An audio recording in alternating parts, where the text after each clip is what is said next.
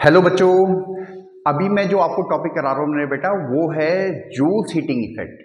ठीक है, joules heating effect क्या कह रहा है मेरे बेटा कि सपोज हमारे पास एक रेजिस्टेंस है मेरे बेटा, रजिस्टर, और इसका रेजिस्टेंस आर है। ठीक है, और इस रजिस्टर में से करंट फ्लो कर रहा है आई,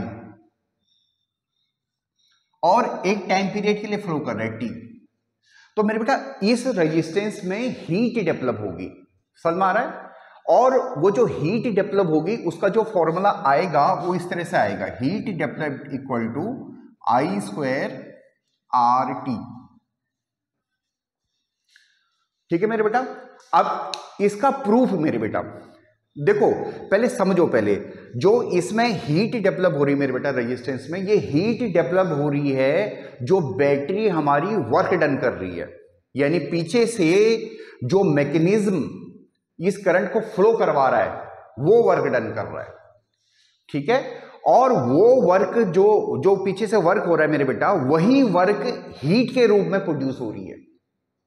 ठीक है, तो इलेक्ट्रिसिटी में मेरे बेटा जो वर्क डन होता है उसका फॉर्मूला होता है, वर्क डन का इलेक्ट्रिसिटी में वर्क का पोटेंशियल डिफरेंस,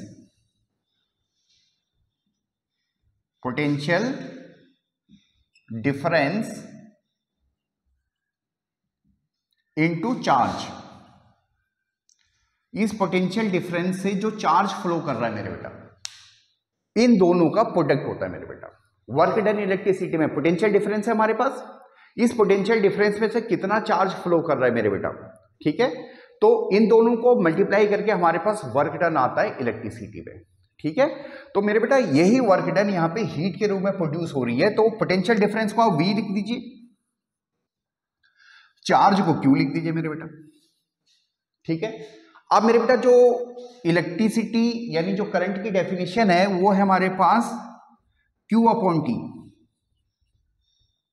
ठीक है, तो Q की वैल्यू यहां से आ जाएगी, Q की वैल्यू आ जाएगी मेरे बेटा I इंटू टी, और ओम्स लॉ से मेरे बेटा, ओम्स लॉ से V की वैल्यू है IR, तो अब यहां पे सब्स्टिट्यूट कर दीजिए, V की वैल्यू है IR और Q की वैल्यू है I इंटू टी। ठीक है, अभी इसको मल्टीप्लाई कर देंगे मेरे बेटा, ये आ जाएगा हमारा I स्क्वायर आर टी। ठीक है, तो this is the work done, और यही वर्क डन हीट के रूप में प्रोड्यूस हो रही है। ठीक है मेरे बेटा, यही हमारा जूल्स हीटिंग इफेक्ट है। अब आप इस फॉर्मूले को इलोबरेट कर सकते हो, बता सकते हो कि हीट डेवलप्ड, देखिए ये फॉर्मूला क्या है, आई स्क्वायर आर टी आ गई मेरे बेटा। एक बार रब कर देता हूं इधर से, अब मेरे बेटा आप ऐसे बोल सकते हो, जो ये हीट डेवलप्ड है ये डायरेक्टली प्रोपोर्शनल है square of A current I square, और ये हीट डेवलप्ड डायरेक्टली प्रोपोर्शनल है रेजिस्टेंस के मेरे बेटा। ठीक है, और ये हीट डेवलप्ड डायरेक्टली प्रोपोर्शनल है टाइम पीरियड की। ठीक है, और जब हम इन तीनों को कंबाइन कर रहे हैं तो heat developed is directly proportional to I square R T, और जब हम प्रोपोर्शनलिटी का निशान हटाते हैं तो एक कांस्टेंट आ जाता है, और यहां पे उस कांस्टेंट की वैल्यू 1 होगी, यानी हीट डेवलप्ड आई स्क्वायर आर टी।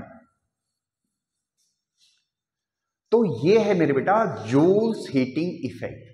ठीक है, करंट जब भी चलता है अगर रेजिस्टेंस होगा तो वो उसको गर्म कर देता है। ठीक है, और जो हीट डेवलप होती है उसी हीट को हम बोलते हैं जूल्स हीट। ठीक है, और इस इफेक्ट को बोलते हैं जूल्स हीटिंग इफेक्ट। ठीक है, तो होप सो आपको ये समझ में आ गया होगा। अगर आपको ये वीडियो थोड़ा सा भी पसंद आई मेरे बेटा, कुछ भी आपको सीखने को मिले, तो प्लीज लाइक और सब्सक्राइब जरूर कीजिएगा। Thank you.